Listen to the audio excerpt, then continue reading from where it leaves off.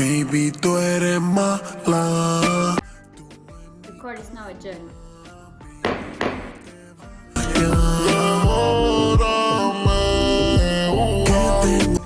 My name is Singham Tú seas mi mujer, baby, dime qué tengo. and I'll be representing the plaintiffs. Alright. ¿Qué tengo que hacer para que tú seas? My name is Singh and I'm here representing the defendants. Yo voy con diablo, vaya, ven con tu amiga. In the High Court of Malaya, in the state of Pulau Pinang, It's a valid point, Comemos allá. Yo voy con los but according to the Bar Council rulings, The scene opens with a police officer calling for order. alright.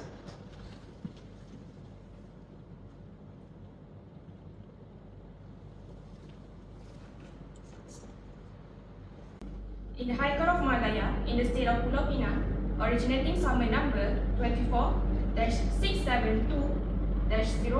of 2012, the court is now in session for the plaintiff, Tanjong Marina Management Sdn Bhd, and defendant, Penang Port Sdn Bhd. May it please this honorable court, I am Alif representing the defendant, Penang Port Sdn Bhd. Along with me is the counsel for the plaintiff, Mr. Singham, representing Tanjong Marina Management Sdn Bhd. Today, Your Honour, we are set to the enclosure 8 of the defendant's application. We are here to show enclosure 8, the defendant's application to disqualify the firm of Messrs Lawrence and Co from representing the plaintiff in all further proceedings in this action. Counsel for the defendant, you may proceed. Thank you, Yang Arif. The defendant today seeks to disqualify Messrs Lawrence and Co from representing the plaintiff due to a clear conflict of interest. As detailed in our filings, Mr. Lawrence, one of the partners, and Messrs Lawrence and Co, is also an executive director at the plaintiff's company, while being a substantial shareholder of the company also. This dual role creates a direct pecuniary interest in the outcome of this case. Therefore, this would affect Mr. Lawrence's ability to act impartially. Mrs. Singh then hands a document to the interpreter who passes it to Judge Tan. According to Rule 3, Rule 4, Rule 5 Clause A, Rule 7B, Rule 27, Rule 28, 29, and also Rule 32 of the Legal Profession Practice and Etiquette Rules 1978 under the Legal Profession Act 1976, such conflicts are expressly prohibited. Mr. Lawrence's involvement as both counsel and executive director is likely to impugn the professional conduct and hinder his professional independence, this thus undermining the administration of justice. Here, we acknowledge the rules cited by my learned friend. However, the plaintiff's position is supported by the Bar Council rulings, specifically Rule 6.04 and Rule 6.08, in which it permits a law firm to act for one of its partners in respect of a personal claim. Furthermore, Rule 6.08 allows an advocate and solicitor who is a director of a company to act on behalf of the said company. Our firm is well within its rights to represent the plaintiff. Mr. Singham approaches the bench and hands over his documents. It is crucial to note that Mr. Lawrence is not personally appearing in court for the plaintiff. Instead, the representation is by our firm, Messrs B.H. Lawrence and Co, of which Mr. Lawrence is a partner. We contend that there is no direct conflict, as Mr. Lawrence is not individually handling this matter in court. Thank you, counsel. I would now like to address the specific rules cited and their application in this case. Rule 27 Clause A explicitly states that an advocate and solicitor shall not appear in any matter in which he is directly peculiarly interested. This rule is particularly relevant given Mr. Lawrence's significant role within the plaintiff company. I also find it pertinent to consider Rule 28 Clause A, which prohibits an advocate from appearing in a case where he has reason to believe he will be a witness on a material and disputed question of fact. Mr. Lawrence's active involvement in the transactions and disputes central to this case makes it likely he will be such a witness.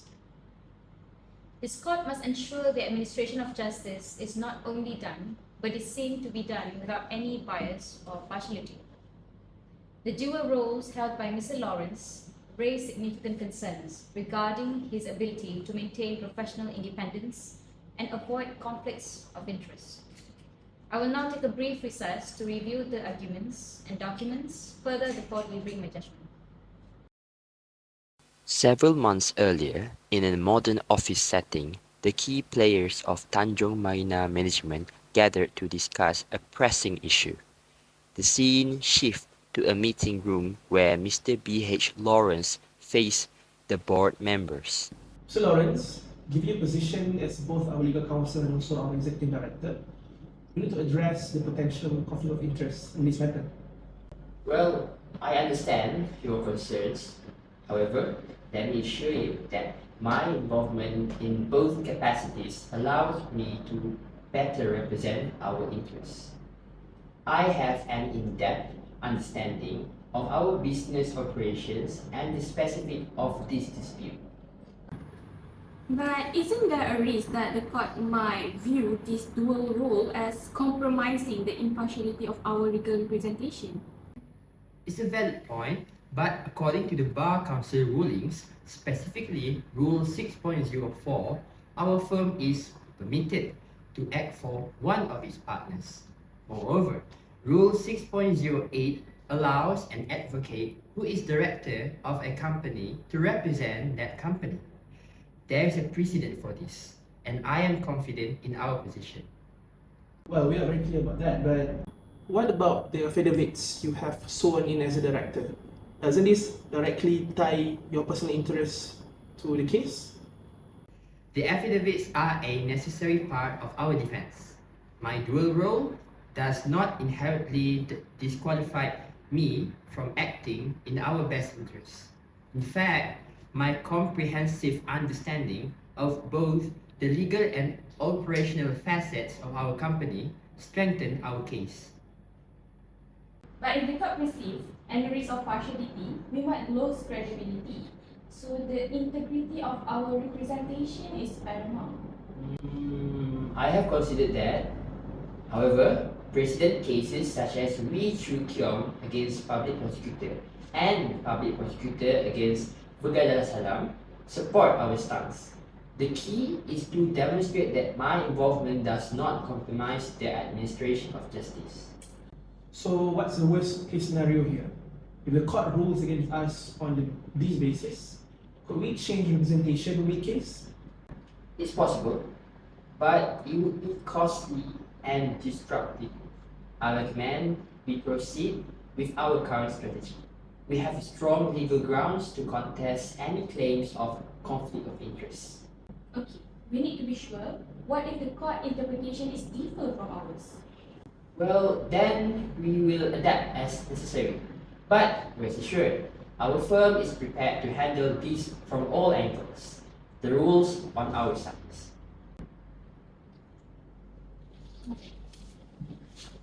Thank you so much.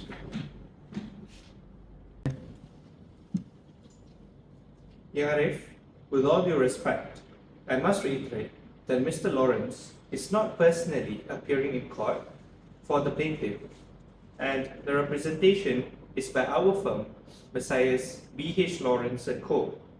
And according to the Bar Council, in rulings specifically, rulings 6.04 and 6.08, it is stated that our firm is permitted to act for one of its partners and to represent a company where an advocate is a director. These rules provide clear guidance that supports our notion. Counsel, I appreciate your argument, but the application of these rules must be considered in the context of ensuring the administration of justice. Now, the potential for conflict and the perception of partiality cannot be ignored in this case, Counsel.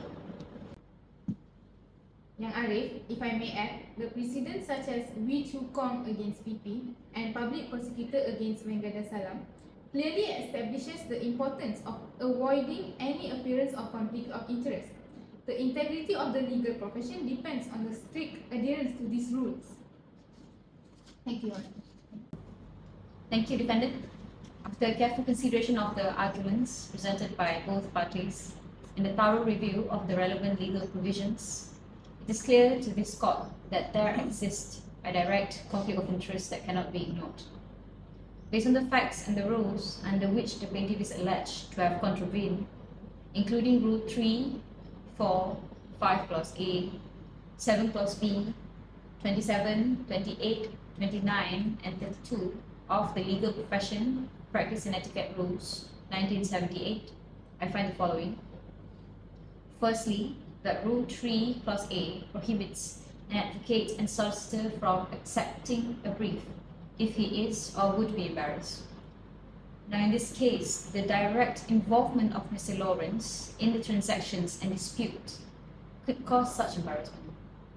Then secondly, Rule 4 states that no advocate and solicitor shall accept a brief in a case where he knows or has reason to believe that his own professional conduct is likely to be impugned. Given Mr. Lawrence's dual role, this condition is met. Thirdly, Rule 5 Clause A specifies that no advocate and solicitor shall accept a brief if such acceptance renders or would render it difficult for him to maintain his professional independence or is incompatible with the best interests of the administration of justice. Now, in our current case, Mr. Lawrence's involvement poses a risk to his professional independence.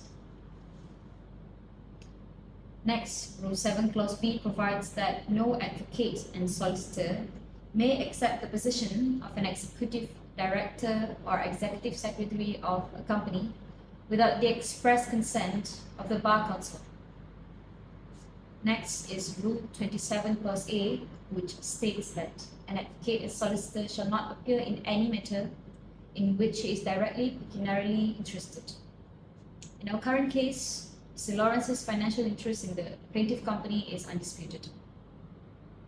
Furthermore, Rule 28 Clause A prohibits an advocate and solicitor from appearing in court in any case in which he has reason to believe he will be a witness in respect of a material and disputed question of fact. Mr. Lawrence's role in affirming affidavits for the plaintiff indicates that he may be such a witness. In addition to that, Rule 29 prevents an advocate and solicitor from testifying in court on behalf of his client. Now, this applies to Mr. Lawrence given his involvement in this case. And lastly, that Rule 32, which emphasizes that the feeling existing between clients shall not influence counsel in their conduct and demeanor. The impartiality in the pursuit of justice may be compromised due to Mr. Lawrence's personal interest. Consequently, the firm of Messrs Lawrence & Co, including its partners and legal assistants, is disqualified from representing the plaintiff in this proceeding. The application in Enclosure 8 is allowed with cause in the cause. Court is adjourned. All rise.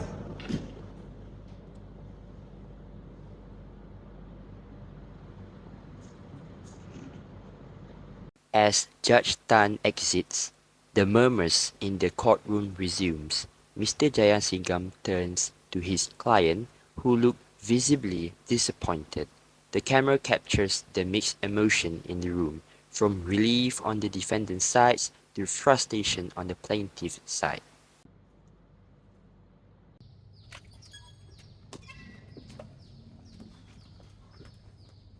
It's okay. Don't worry. There are still some other steps that we can take. So we will discuss about this later. All right? Well, thank you. Let's regroup and plan our strategy. Yeah, sure. No problem. The camera then shifts to Mrs. Singh, who is packing her documents with a satisfied expression. She glances at Mr. Jayasingham and gives a courteous nod, acknowledging the professional exchange. The end.